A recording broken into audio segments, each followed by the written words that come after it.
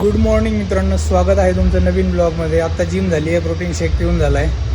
तर आज संडे, मी एकटाच आलो जिमला.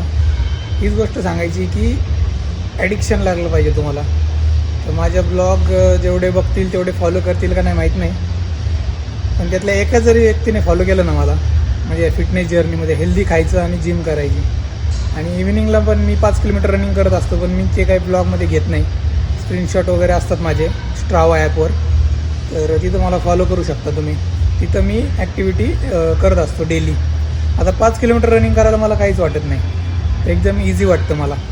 तर हेच आहे की बाबा, आपल्या ब्लॉगला येतात व्ह्यूज 70, 80, 100 कधी. त्यातल्या एका जरी माणसाने थोडंसं मनावर घेतलं आणि फिटनेसवर लक्ष दिलं, तर मला वाटेल माझे ब्लॉग म्हणजे कुठंतरी काहीतरी चांगलं होते. आणि असं नाही की कोणी फॉलो नाही केलं तर मी बंद करणं. ही आपली जर्नी आहे. बोर वाटलं तरी आपल्याला हे करायचंच आहे, कारण याच्यातून काही ना काही व्हॅल्यू ॲड इन्फॉर्मेशन मिळणार. काहींना वाटतं की हे प्रोटीन चांगलं नाही आहे, तर मला पण असंच वाटायचं आधी की बाबा हे पॅकेज फूड आहे.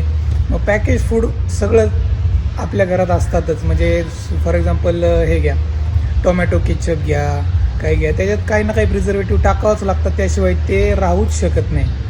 तर तो एक साईड इफेक्ट असतो. पण हे वे प्रोटीन आहे, तर ते नॅचरल आपण पनीर बनवतो ना, त्याच्यावर जे पाणी निघतं ना, पिवळं हिरव्या कलरचं पाणी, तर त्या पाण्याला फॅक्टरीमध्ये मशीनमध्ये पावडर बनवतात, पाण्याची पावडर बनवतात बेसिकली. तर ते असतं नॅचरल. तर ते कसं बनवतात, काय प्रिझर्वेटिव्ह टाकतात, तर ते प्रिझर्वेटिव्ह असणारच आहे. तर त्याला मी नाही म्हणत नाही आहे, पण असे पॅकेज फूड हे खाल्लेलं चांगलं आहे की ना की टोमॅटो केचप किंवा अजून काही मेयोनीज, याच्यापेक्षा हे बेटर आहे. तर हे जस्ट आपल्याला 25 ग्रॅम प्रोटीन देणार आहे, एक स्कूप. याची काही ॲडव्हर्टाईज नाही आहे. तर मी अंडी खातो, चिकन खातो, सोमवारचं पनीर खातो. सोमवारी आपलं व्हेज असतं डाएट. तर आणि हे जस्ट एक 25 ग्रॅम ॲड होण्यासाठी.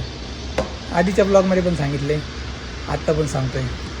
तर फॉलो करा. सबस्क्राईब केलं नसेल तर लगेच करा. जर्नी सोबत एन्जॉय करू. 2026चं काहीतरी गोल सेट करू आपण. चला आता जाऊयात घरी.